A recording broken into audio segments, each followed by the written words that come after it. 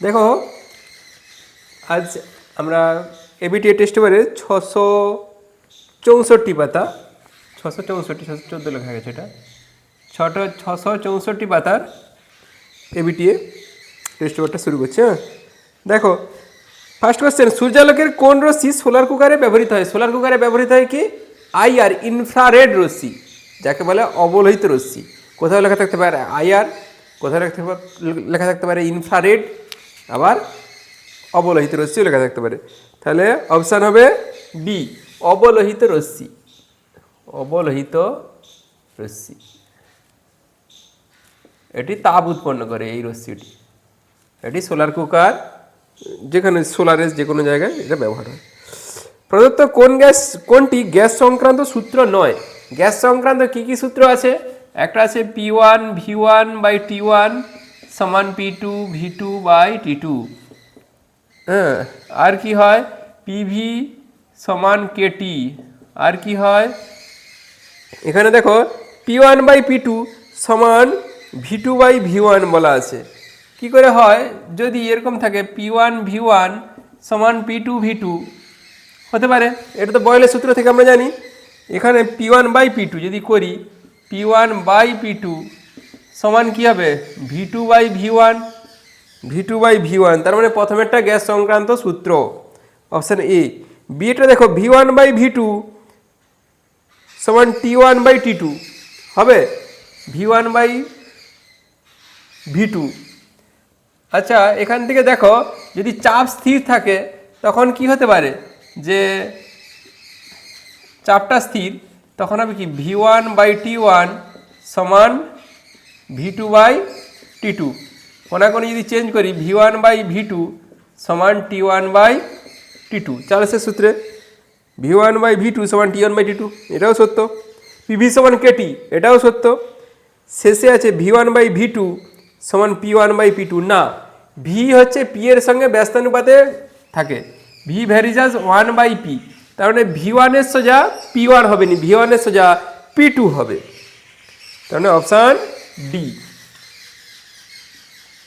কি হবে না, ডি এরটা কি আছে? V1/V2 সমান P1/P2। যদি এটা হতো যে V1/V2 সমান P2/P1 তাহলে হতো। 3 দাগ, এসটিভিতে 0.1 মোল CO2 আয়তন কত? এসটিভিতে যে কোনো গ্যাসের 1 মোল, যে কোনো গ্যাসের আয়তন কত হয়? 22.4 লিটার। তাহলে 1 মোলের হয় কত? 22.4 লিটার। এটা এসটিভিতে 1 মোলের। এবারে বলা আছে 0.1 মোল, তার মানে একটা দশমিক এদিকে সরছে, তাহলে এরও একটা দশমিক সরবে। এটা কত হবে না? 2.24 লিটার। ওকে, এটা এল, 2.24 লিটার। ঠিক আছে, তাহলে 0.1 মোল CO2 আয়তন হবে 2.24। 2.24, option C, Chennai. C for Chennai, 2.24 litre. 4টা কোনো পদার্থের দৈর্ঘ্য প্রসারণ গুণাঙ্ক আলফা, আয়তন প্রসারণ গুণাঙ্ক কত হবে? আমরা কি জানি কি? আলফা সমান β/2 সমান γ/3। এই দৈর্ঘ্য প্রসারণটা দেওয়া আছে আলফা, তাহলে গামা চাইছে, তাহলে কোনাকুনি গুণ করলে কি হবে? 3 আলফা সমান গামা, তার মানে গামা সমান কত হচ্ছে? 3 আলফা। Option C, 3 alpha. তারপরে দেখো আলোর বর্ণ নির্ভর করে কোন ভৌত রাশির উপর? তরঙ্গ দৈর্ঘ্য, অপশান বি, তরঙ্গ দৈর্ঘ্য। তরঙ্গ দৈর্ঘ্যের উপর তার বর্ণ নির্ভর করে। তারপরে আছে কি? আলোর তীব্রতা ও তরঙ্গ দৈর্ঘ্যের মধ্যে সম্পর্ক কি? আলোর এটা তীব্রতা আই দেওয়া আছে, অ্যাকচুয়ালি ওটা বিক্ষেপণ ক্ষমতা বলা হয়। I varies as 1/λ⁴। এটা কে বলেছিল? র্যালে, বিজ্ঞানী র্যালে বলেছিল। Option D, I varies as 1/λ⁴। 7 দাগ, কোনো পরিবাহীর রোধ তড়িৎ প্রবাহের সময় স্থির রেখে প্রবাহ মাত্রা দ্বিগুণ করলে উৎপন্ন তাপ পূর্বের কত গুণ হবে? দেখো উৎপন্ন তাপ সংক্রান্ত কার সূত্র রয়েছে? জুলের সূত্র। সেটা কি না, H সমান I স্কোয়ার আর টি, এটা এসআই পদ্ধতিতে। যদি সিজিএস পদ্ধতিতে করি বাই 4.2 করতে হয়। আচ্ছা, এইচ সমান আই স্কোয়ার আর টি, এটা তাপ হয়। এখন কি কি স্থির রাখছে? কোনো পরিবাহীর রোধ স্থির, প্রবাহ মাত্রা সময় স্থির, আর টিটা স্থির দেওয়া আছে। প্রবাহ মাত্রা দ্বিগুণ করে দিছে। আইটাকে যদি দ্বিগুণ করে তাহলে এখন যেটা হবে H1 সেটা কি হবে 2i এর হোল স্কোয়ার হবে, আর টিটা স্থির রয়েছে। 2r এর হোল স্কোয়ার মানে কি 4i স্কোয়ার আর টি। তাহলে উৎপন্ন তাপ কত গুণ হচ্ছে? 4 গুণ। অপশান মানে এখানে বলছে কত গুণ হবে? 4 গুণ, অপশান সি 4 গুণ। এরপরে বলছে ভিআই লেখচিত্র নতি নির্দেশ করে কি? ভি আর আই আর নির্দেশ করে, আর মানে রোধ, অপশন এ।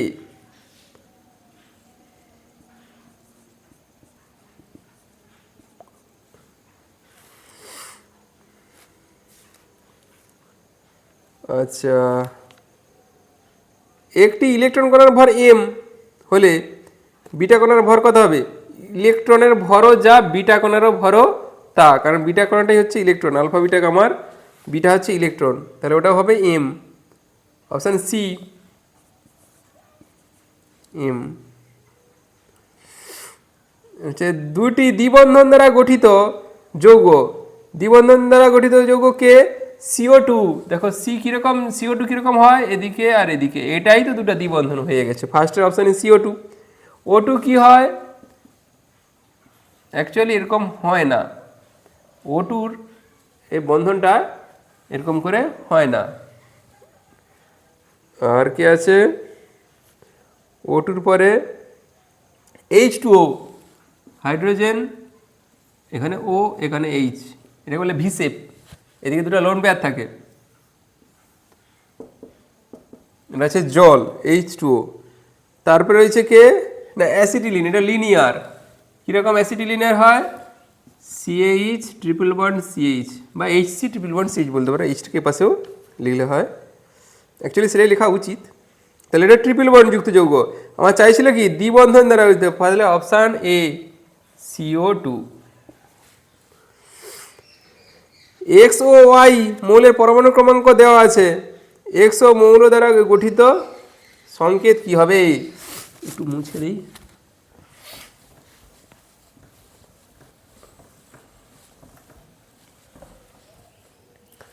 দেখো পরমাণুর ক্রমাঙ্ক দেওয়া আছে, একজনের দেওয়া আছে 15, ওয়াইয়ের দেওয়া আছে 17। এক্স এর 15, ওয়াই এর 17, তাহলে এর ইলেকট্রন বিন্যাস কেমন হবে? ইলেকট্রন বিন্যাস না 2, তারপর কত হয় 8, 8 2 10, আর থাকে কত 5। আর ওয়াই এর ইলেকট্রন বিন্যাস কী হবে? 17, মানে 2, তারপর কত হবে 8, 8 2 10, 10 7 17।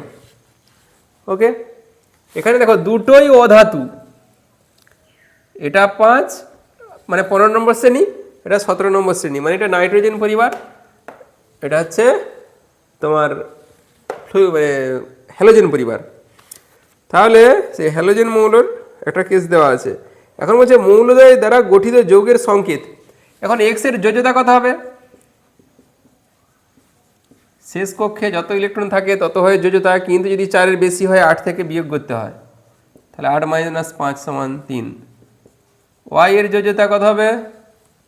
এরও 4-এর বেশি, 8 - 7 = 1। তাহলে সংকেত প্রথমে যেটা ধাতব গুণ একটু আছে হালকা, সব থেকে ধাতু তো এইটা, তাহলে ও একটু ওর থেকে একটু একটু বেশি ধাতু, ও আগে বসবে এক্স, তারপরে বসবে ওয়াই। এক্সের যোজ্যতাটা ওর কী হবে? পারমাণবিকতা। এক্সের যোজ্যতা কত ছিল? 3। ওয়াইয়ের যোজ্যতা কত? 1। এর পারমাণবিকতা হবে 1, লেখার দরকার হয়নি। তাহলে সংকেতটা হবে XY3, অপশান সি।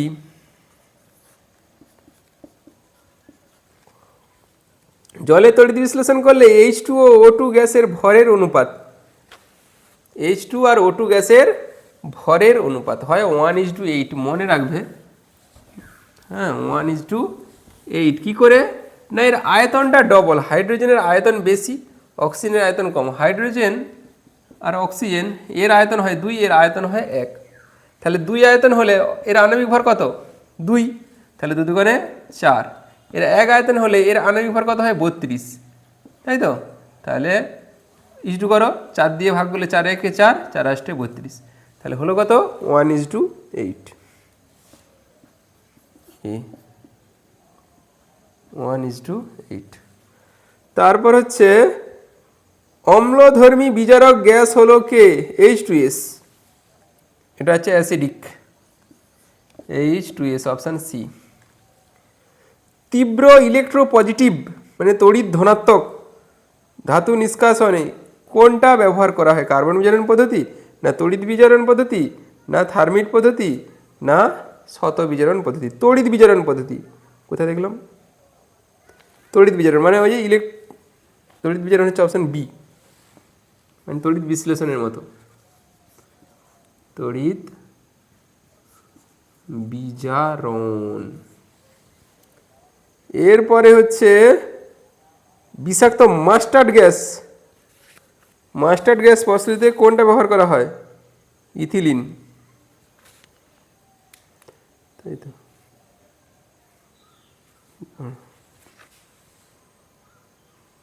তাহলে মাস্টার্ড গ্যাস প্রস্তুতিতে ইথিলিন, ওটা লেখা হয়নি এখনো, ইথিলিন, অপশান বি, ইথিলিন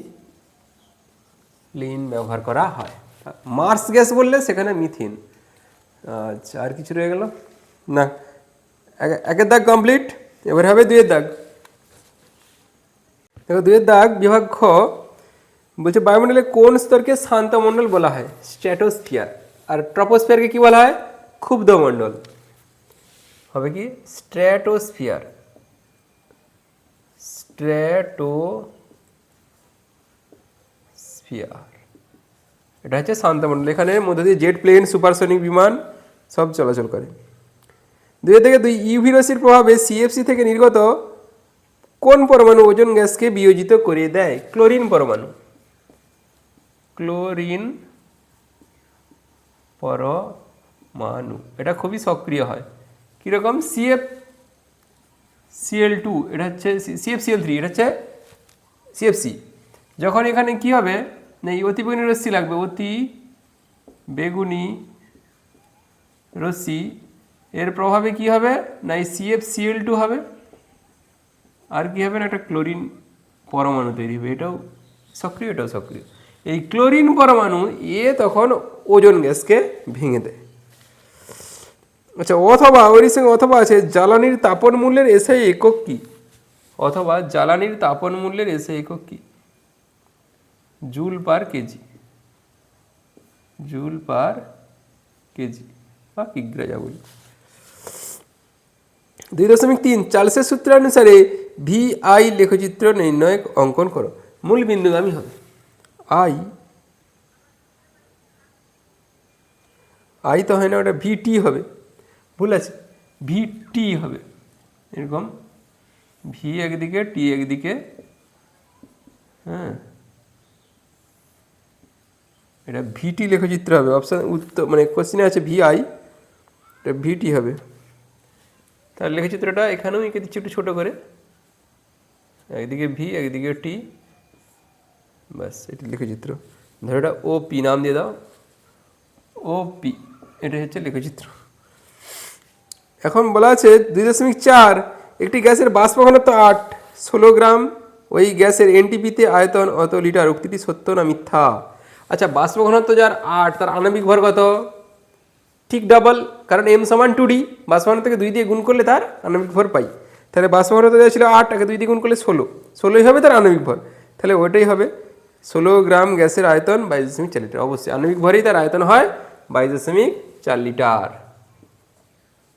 সত্য, ট্রু। 2.5 পিতল ও লোহার দ্বিধাতব পাতকে উত্তপ্ত করলে বাঁকের ভিতরের দিকে কোন পাত থাকবে? লোহা, কারণ লোহার দৈর্ঘ্য প্রসারণ গুণাঙ্ক কম, পিতলের বেশি, বেশি হলে সে বাইরের দিকে থাকবে, বড় হয়ে মানে বেশি প্রসারিত হবে, আর লোহাটা কম প্রসারিত হয়েছে। অথবা জলের কোন ধর্ম শীত প্রধান দেশে জলচর প্রাণীদের বেঁচে থাকতে সাহায্য করে? ব্যতিক্রান্ত প্রসারণ, জলের ব্যতিক্রান্ত প্রসারণ। অথবা হচ্ছে কি না জলের ব্যতিক্রান্ত ব্যতিক্রান্ত প্রসারণ। এটা কীরকম, জিনিসটা কীরকম না, যখন জলের উষ্ণতা কমতে কমতে 10 ডিগ্রি থেকে 4 ডিগ্রি মানে 5 ডিগ্রি, তারপরে যখন 4 ডিগ্রি চলে আসবে তখন তার ভর হবে সবচেয়ে বেশি, মানে ঘনত্ব সবচেয়ে বেশি। ঘনত্ব বেশি হয়ে যাওয়ার জন্য সে তখন নিচে নেমে যাবে, নিচের কম ঘনত্বের জল উপরে উঠে আসবে। তারও উষ্ণতা কমতে কমতে যখন 4 ডিগ্রি হবে সেও নিচে নামার চেষ্টা করবে, কিন্তু নিচে অলরেডি জল আছেই কিছুটা, সে কিছুটা নামবে। তার কিছু জল একটু উপরে উঠবে, সেও 4 ডিগ্রি হলে সে নামতে চাইলেও কিন্তু নিচের দিকে আর নামতে পারবে নি, কারণ নিচে পুরো ফিল আপ হয়ে গেছে 4 ডিগ্রি সেলসিয়াস উষ্ণতা, সে উপরেই থাকবে। এবার উপরে থাকতে থাকতে 4 ডিগ্রি থেকে 3 ডিগ্রি 2 ডিগ্রি হতে হতে হতে হতে উপরটা কী হবে, বরফ হয়ে যাবে। নিচের কিন্তু সেই জলটা জলই রয়ে যাবে, কারণ কি উপরটা যখনই বরফ হয়ে গেলো 0 ডিগ্রি হয়ে গেলো, এবারে নিচেরটাকে তো তাপ হারাতে হবে। নিচে যে 4 ডিগ্রি আছে তাকে 3 ডিগ্রি হতে হবে, কিন্তু তাপ হারাতে গেলে সে তাপটা হারাবে। বরফ হচ্ছে তাপের কুপরিবাহী, সেখানে তাপের সঞ্চালন ঘটে না, তাই সে নিচের জল জলই থাকে, সেখানে মাছ মিশে থাকে। এটা হচ্ছে জলের ব্যতিক্রান্ত প্রসারণ। জলের ব্যতিক্রান্ত প্রসারণ হয়ে গেল। এবারে হচ্ছে 2.6 সমশীর্ষ বস্তুর সমান আকৃতি বিশিষ্ট প্রতিবিম্ব কোন দর্পণে গঠিত হয়? অবতল দর্পণে। অবতল, অবতল কখন না, যখন ও না সমশীর্ষ বলছে, মানে সোজা, উল্টা নয়। বস্তুর সমান আকৃতি প্রতিবিম্ব, সমশীর্ষ বস্তুর সমান আকৃতির প্রতিবিম্ব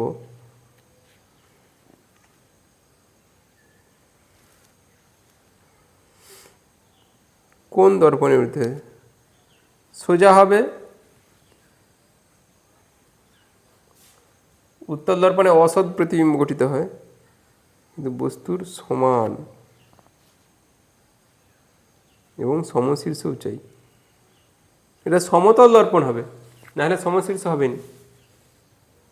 সমতল দর্পণ, অবতল নয়, এটা করবে সমতল।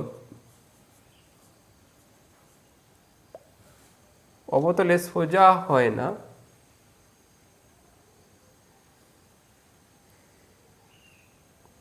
সমতল দর্পণে বস্তুর সমান প্রতিবিম্ব তৈরি।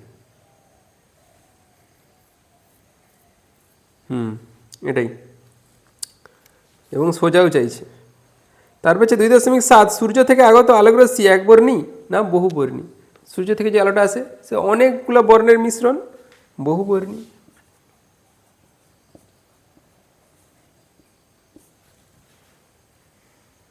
2.8 1 কুলম্ব আধানকে 1 ভোল্ট বিভব প্রভেদের মধ্যে দিয়ে যে কার্য করতে হয় করতে কত আর্গ কার্য করতে হয়? 1 কুলম্ব আধানকে 1 ভোল্ট বিভব প্রভেদের মধ্যে দিয়ে করতে হলে 1 জুল কার্য করতে হয়, 1 জুল। কিন্তু আর্গ চাইছে 1 জুল সমান কত, 10⁷ আর্গ। তার মানে 10⁷ আর্গ কার্য করতে হবে। 10⁻, সে কত দাগ এটা, 2.8, 10⁷ আর্গ। ফ্লেমিংয়ের বামহস্ত নিয়মের বৃদ্ধাঙ্গুলি, ফ্লেমিংয়ের বামহস্ত নিয়ম বৃদ্ধাঙ্গুলি কি নির্দেশ করবে? তড়িৎবাহী তারের গতির অভিমুখ। তড়িৎবাহী তারের গতির অভিমুখ।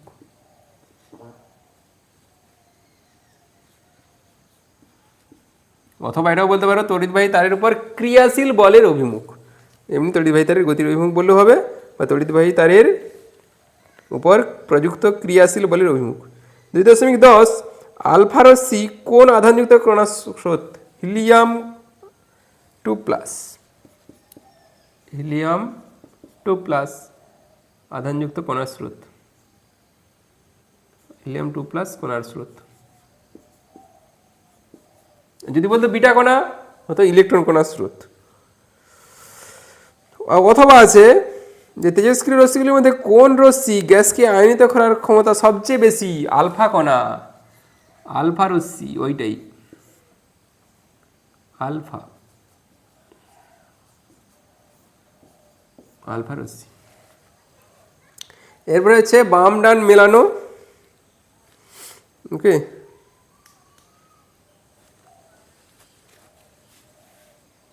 দেখো 2.11 এক তীব্রতম তড়িৎ ধনাত্মক মৌল, তীব্রতর তড়িৎ ধনাত্মক সেটা হচ্ছে caesium, option C, caesium. Caesium এটি তীব্র তড়িৎ ধনাত্মক মৌল, এর আয়রন বিভব সবচেয়ে কম। আচ্ছা 2.2 11.2 গ্রুপ 17 নম্বর মৌল, 17 নম্বরের মৌলে কে কে থাকে? 17 মানে কি হ্যালোজেন মৌল। 17 নম্বরে কে আছে না ফুলে কোলে, ফ্লোরিন, ক্লোরিন, ব্রোমিন, আয়োডিন, শেষে একজন আছে সেটা হচ্ছে অস্টাটিন, এটা তেজস্ক্রিয়। তাহলে এখানে হচ্ছে bromine, option D, D A হচ্ছে ব্রোমিন, এটি একটি তরল, ব্রোমিন বিআর, এটা একটা তরল হ্যালোজেন মৌল। তারপর হচ্ছে ধাতু সংকরে অ্যামালগামে উপস্থিত থাকে কে? অ্যামালগাম মানে কি পারদ সংকর, ব্যাপারটা হচ্ছে পারদ সংকর, পারদ থাকতেই হবে। এ পারদ, মার্কারি এইচজি, এইচজি কেন বলা হয় না হাইড্রাজিরাম। তাহলে জৈব দ্রাবকে দ্রাবীভূত হয় ইথিলিন, জৈব দ্রাবকে কারা দ্রাবীভূত হয়? যারা জৈব যৌগ, অপশান বি ইথিলিন, শেষে যেটা পড়ে থাকবে সেটাই হবে। 2.12 তড়িৎ বিশ্লেষণ প্রক্রিয়ায় কোন তড়িৎ দ্বারে জারণ ঘটে? ক্যাথোডে ঘটে বিজারণ, অ্যানোডে ঘটে জারণ। তার মানে জারণ বলছে, এটা হবে অ্যানোড। অ্যানোড হচ্ছে তড়িৎ ধনাত্মক, তাই জন্য ওখানে নেগেটিভটা আছে। 13 উক্তিটি সত্য না মিথ্যা? CCl4 CaCl2 মধ্যে CaCl2 গলনাঙ্ক কম না, CCl4 এর গলনাঙ্ক কম, CCl4 এর হবে, সত্য নয় মিথ্যা। তাই তো কত দাগ 2.13, হ্যাঁ মিথ্যা। কেন না CCl4 হচ্ছে সমযোজী যৌগ আর CaCl2 হচ্ছে তড়িৎজয়ী যৌগ, সমযোজী যৌগের গলনাঙ্ক স্ফুটনাঙ্ক কম হয়, তড়িৎজয়ী যৌগের গলনাঙ্ক স্ফুটনাঙ্ক বেশি হয়। অথবা আছে ওর সঙ্গে হাইড্রোজেন ক্লোরাইড অণুতে কোন ধরনের রাসায়নিক বন্ধন বর্তমান? সমযোজী বন্ধন বর্তমান। অথবা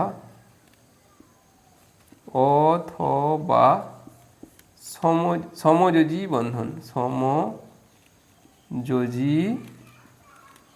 বন্ধন। এরপর হচ্ছে রূপার তড়িৎ লেপনে ব্যবহৃত তড়িৎ বিশ্লেষের নাম কি? 14 রূপার তড়িৎ লেপনে পটাশিয়াম আর্জেন্টো সায়ানাইড, পটাশিয়াম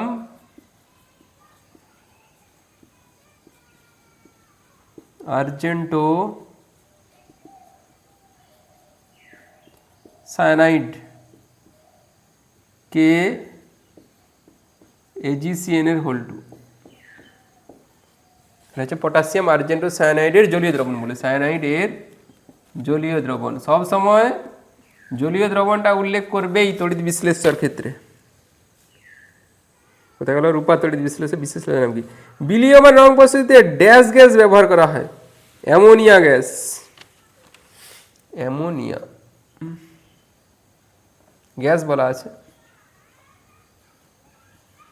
কারণ অ্যামোনিয়াকে জলে দ্রবীভূত করে অ্যামোনিয়াম হাইড্রোক্সাইড করা হয়। সেই অ্যামোনিয়াম হাইড্রোক্সাইডে যখন আমি ফিনোলফথেলিন যোগ করব, লালচে গোলাপি বর্ণ ধারণ করবে, সেটা কারোর গায়ে মানে কোনো জামায় টামায় দিলে লালচে গোলাপি কালার থাকবে, কিন্তু যখনই অ্যামোনিয়াম হাইড্রোক্সাইডটা মানে উবে যাবে তখন আবার কালারলেস হয়ে যাবে, কারণ অ্যামোনিয়াম হাইড্রোক্সাইড হচ্ছে উদ্বায়ী পদার্থ, সেই জন্য অ্যামোনিয়াম হাইড্রোক্সাইড। কিন্তু এনে ওই সোডিয়াম হাইড্রোক্সাইড দিয়ে যদি এই ফিনফথেলিন দেওয়া হয় সেক্ষেত্রে কিন্তু লালচে গোলাপি হবে, সেটা কারো জামায় দিলে কিন্তু আর সে রং আর পালাবেনি, রঙই থেকেই যাবে।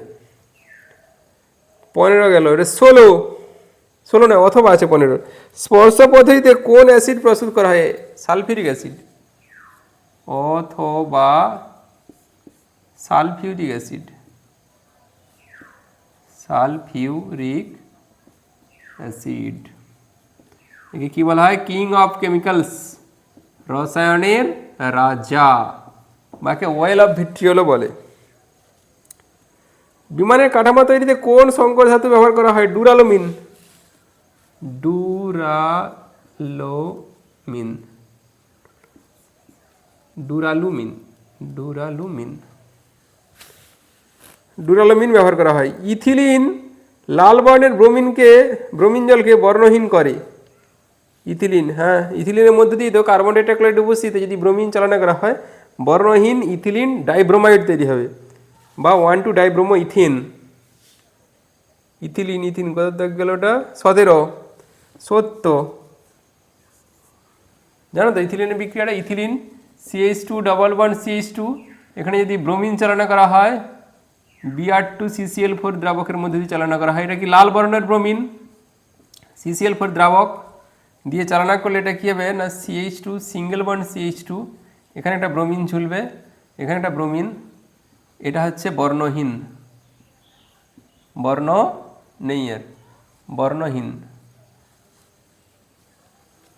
কি এটা 1 নম্বর যদি, এটা 2 নম্বর দিয়ে যদি 1,2-ডাইব্রোমো ইথিন। যাকে ইথিলিনে লাল বর্ণ হয়ে গেল। অ্যাসিটালডিহাইডে কোন কার্যকরী গ্রুপ আছে? বন্ড CH2, অ্যালডিহাইড গ্রুপ থাকে। ওকে, চলো 3 দাগ।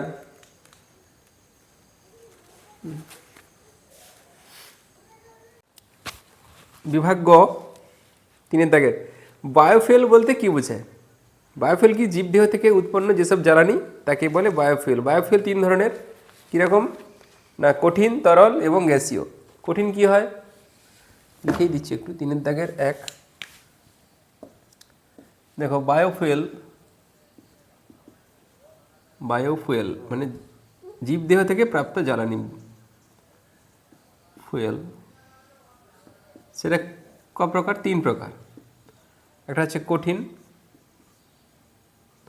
একটা হচ্ছে তরল, একটা হচ্ছে গ্যাসীয়। ওকে, এই কঠিন বায়োফুয়েল কি? যেমন ধরো কাঠ, খড়, এগুলো। আর তরলটা কি? ধরো বায়োইথানল,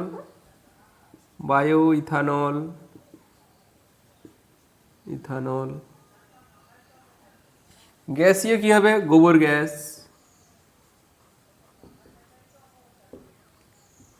তাহলে বায়োফুয়েলের হচ্ছে জীবদেহ থেকে প্রাপ্ত জ্বালানি, আর এটা 3 রকমের হয়, প্রত্যেকটার উদাহরণ দিয়ে দেওয়া হলো। ওকে,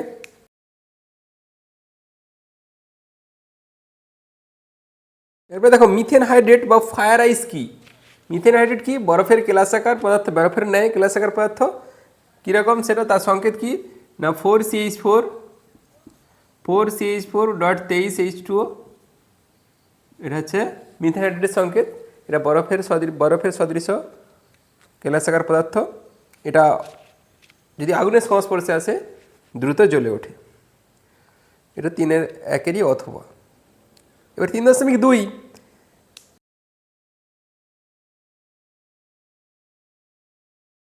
3.2 অঙ্ক আছে একটা, কি না 2 অ্যাটমসফিয়ার চাপে 300 কেলভিন উষ্ণতায় 64 গ্রাম O2 গ্যাসের আয়তন কত?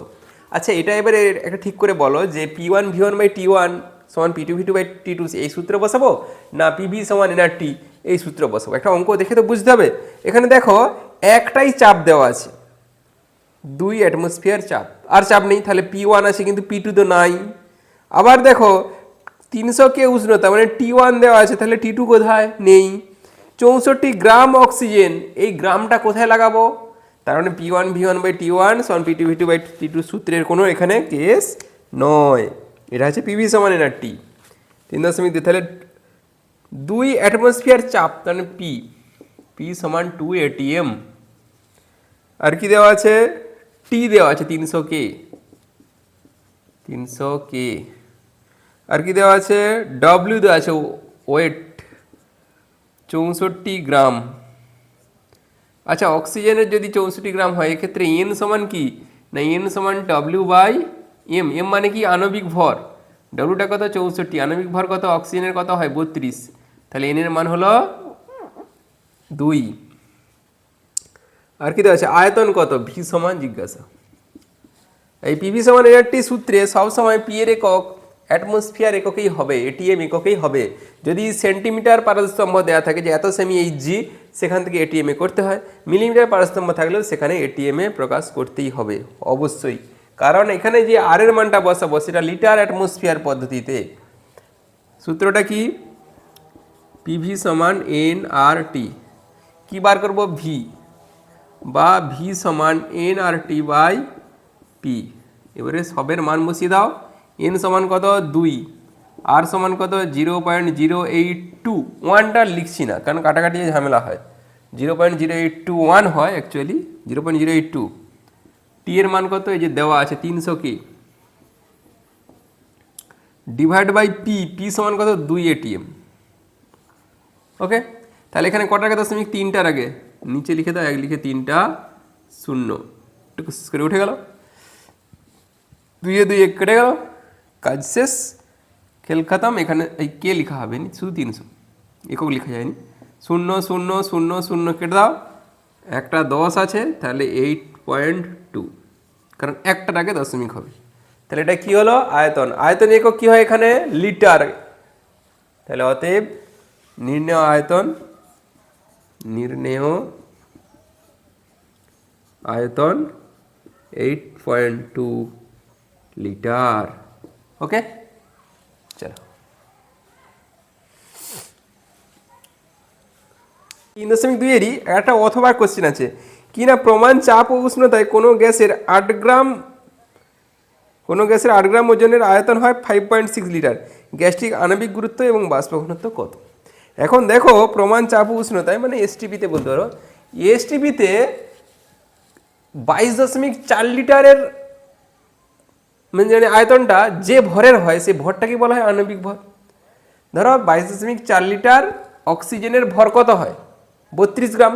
22.4 লিটার কার্বন ডাইঅক্সাইডের ভর কত হয়? 44 গ্রাম। সেটা হচ্ছে তার আণবিক ভর। তার মানে আমার 22.4 লিটারের যে ভরটা হবে সেটাই হবে আণবিক ভর। তার মানে 22.4 লিটার বের করতে হবে। এখানে দেওয়া আছে কি না, 5.6 লিটার গ্যাসের ভর দেওয়া আছে 8 গ্রাম, তার এটা অক্সিজেনেরই কেস আছে। এটা অথবা 3.2 এর অথবা 5.6 লিটার গ্যাসের ভর কত না 8 গ্রাম। তাহলে 1 লিটারের ভর কত হবে? 8/5.6। আর আমার চাই কি 22.4 লিটারে যেটা হয় সেটাই হয় আণবিক ভর।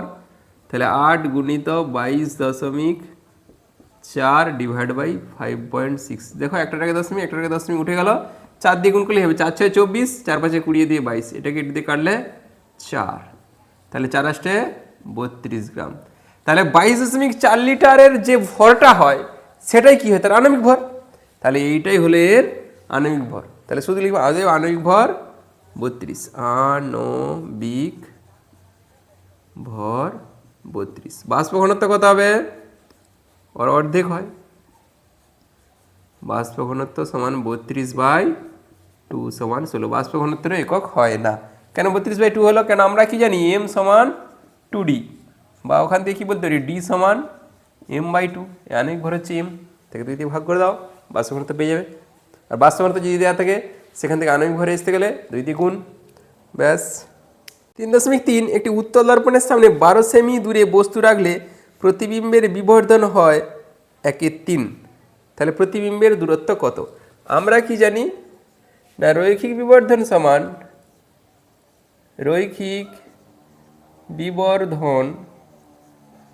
সমান কি হয়? প্রতিবিম্বের উচ্চতা বাই বস্তুর উচ্চতা, অথবা প্রতিবিম্বের দূরত্ব বাই বস্তুর দূরত্ব। যে কোনো হতে পারে, উচ্চতাও হতে পারে, দূরত্বও হতে পারে। এখানে কি দেওয়া আছে? দূরে রাখা হয়েছে, মানে দূরত্ব। কার দূরত্ব দেওয়া আছে? বস্তুর দূরত্ব দেওয়া আছে, কারণ 12 সেমি দূরে বস্তু রাখলে তাহলে এইটার দূরত্ব দেওয়া আছে। তাহলে প্রতিবিম্বের দূরত্বটা বের করতে হবে। প্রতিবিম্বের দূরত্ব বাই বস্তুর দূরত্ব হয়, বস্তুর দূরত্ব। এখন দেখো রৈখিক বিবর্ধন বলে দেওয়া আছে 1/3 সমান প্রতিবিম্বের দূরত্ব যদি x ধরি, বেকার অত বড়টা লিখবো না, ধরি প্রতিবিম্বের দূরত্ব x, তাহলে বস্তুর দূরত্ব কত দেওয়া আছে? 12। কোনাকুনি গুণ করে দাও, 3x সমান 12 বা x সমান 12/3 বা x সমান 3 4 12। তাহলে এক্সট্রা কাজ ধরছিলাম প্রতিবিম্বের দূরত্ব। তাহলে অতএব প্রতিবিম্বের দূরত্ব 4 সেমি। অতএব প্রতিবিম্বের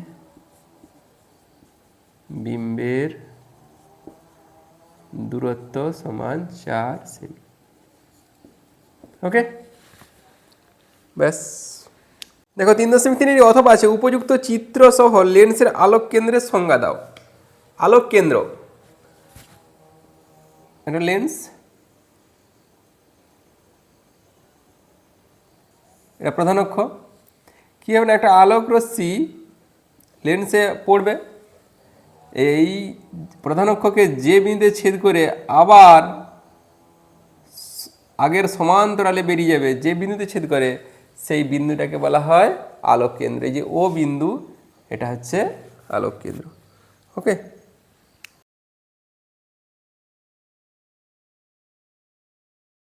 3.4 গৃহস্থালির বৈদ্যুতিক যন্ত্রপাতি কোন সমবায়ে যুক্ত থাকে?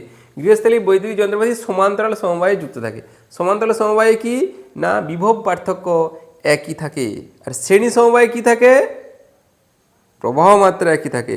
সমান্তরাল সমবায়ে যার রোধ বেশি সে কি করে, কম জ্বলবে, যার রোধ কম সে বেশি জ্বলবে। এটা হচ্ছে সমান্তরাল সমবায়ের কেস। এখন বলা আছে কি, কোশ্চেনটা কি ছিল, গৃহস্থালির যন্ত্রপাতি কোন সমবায়ে যুক্ত থাকে? সমান্তরাল সমবায়ে।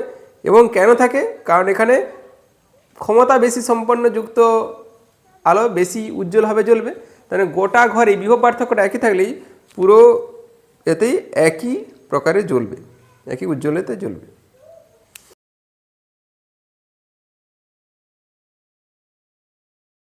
মেন্ডেলিফের পর্যায় সারণীর দুটি ত্রুটি, তারপরের কোশ্চেন 3.5-এ মেন্ডেলিফের পর্যায় সারণীর দুটি ত্রুটি কি কি না, মেন্ডেলিফ তখন শূন্য শ্রেণী আবিষ্কার করতে পারেনি। আর মেন্ডেলিফ বলেছিল যে পারমাণবিক গুরুত্ব হলো মৌলের প্রকৃত ধর্ম, সেই হিসেবে তিনি সাজিয়েছিলেন। কিন্তু বর্তমানে মজলে পরমাণুর এক্স রে করে দেখলেন, কি দেখলেন, যে পরমাণুর পারমাণবিক সংখ্যাই হলো তার প্রকৃত ধর্ম, নিজস্ব মৌলিক ধর্ম, পারমাণবিক গুরুত্ব নয়। এটা হচ্ছে তার ত্রুটি। 5 অথবা হাইড্রোজেন মৌলের সাথে ক্ষার ধাতুর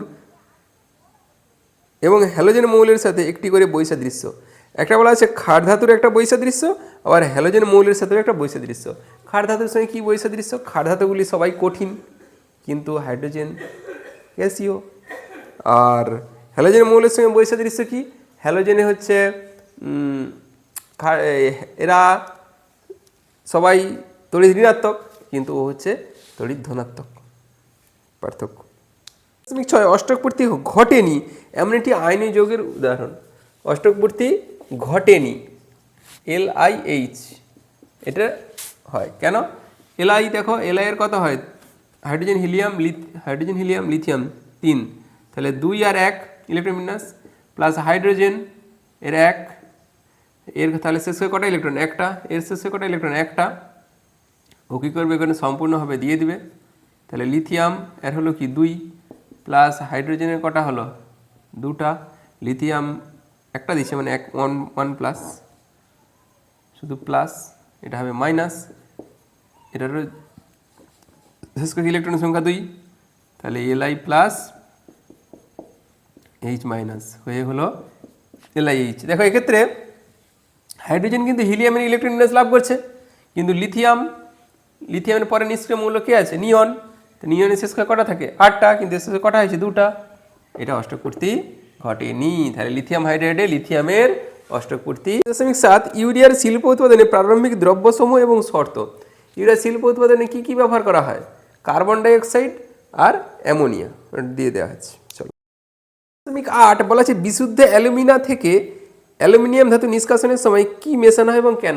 ক্রায়োলাইট ও ফ্লুওস্পার মেশানো হয়। কেন না, এর ওই ক্রায়োলাইট ফ্লুওস্পার মেশালে তবে গলনাঙ্কটা কমে, না হলে প্রচুর উষ্ণতার প্রয়োজন হয়, তার জন্যই ক্রায়োলাইট ও ফ্লুওস্পার মেশানো হয়।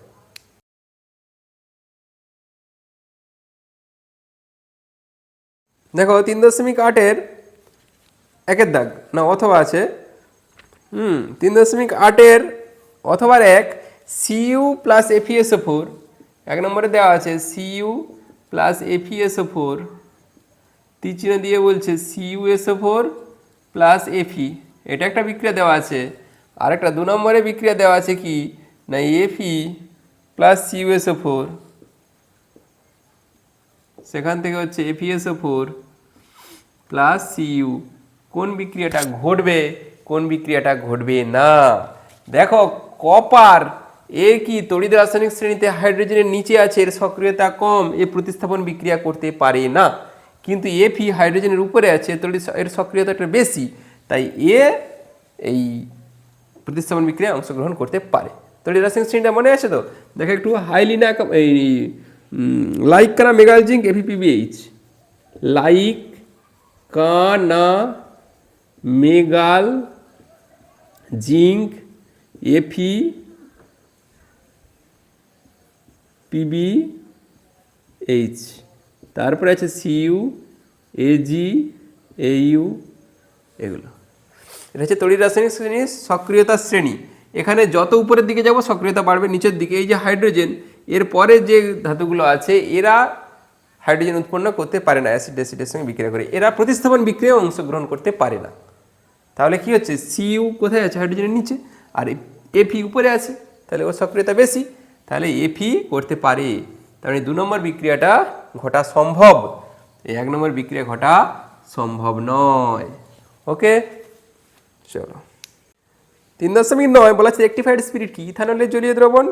এখানে কি কিভাবে পানের অযোগ্য করা হয়, সেই মেথিলেটেড স্পিরিট তৈরি করার জন্য, ডিনোচার স্পিরিট তৈরি করার জন্য কি কি যোগ করা হয়, মিথানল, তার সঙ্গে ন্যাপথা, পিরিডিন, রবার্ডিজাস, এইসব যোগ করে তাকে পানের অনুপযুক্ত করা হয়।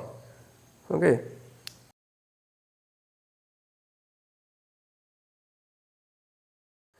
ওই 9 অথবা কি আছে, শর্ত সহ একটি এস্টারিফিকেশন বিক্রিয়ার উদাহরণ দাও। এটা জৈব রসায়ন থেকে, এটা খুব ইম্পর্টেন্ট বিক্রিয়া। এস্টারিফিকেশন পরেও পাবে, কলেজে গিয়েও পাবে, এইচএসেও আছে, সব ক্ষেত্রেই আছে এস্টারিফিকেশন বিক্রিয়া। এটা যে বিক্রিয়া যে এস্টারটা তৈরি হয় তার গন্ধ হচ্ছে সুমিষ্ট পাকা কলার মতো গন্ধ। কি হয় না, একটা হচ্ছে অ্যালকোহল CH3CH2OH, এটা কি অ্যালকোহল, ইথানল বা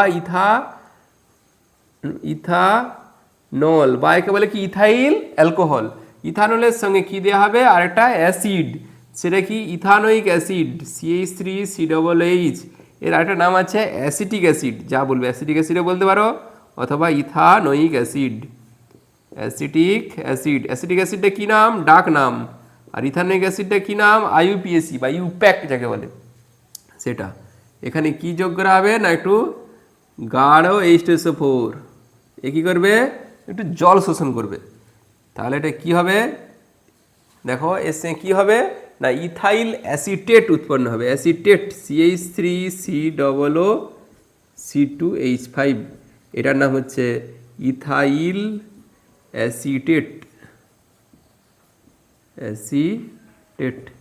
ইথাইল অ্যাসিটেট উৎপন্ন হবে, মনে যেন থাকে।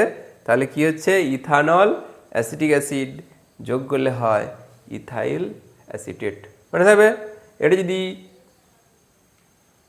অন্য কিছু, ধরো সোডিয়াম বাইকার্বনেটের সঙ্গে যদি অ্যাসিটিক অ্যাসিড যোগ করতাম, সেখানেও তো sodium acetate carbon dioxide gas উৎপন্ন হতো। এখানে হচ্ছে ইথানল আর অ্যাসিটিক অ্যাসিড, ইথাইল অ্যাসিটেট, এইটারই নাম হচ্ছে এস্টার, একেই বলে এস্টার। ঠিক আছে, চলো।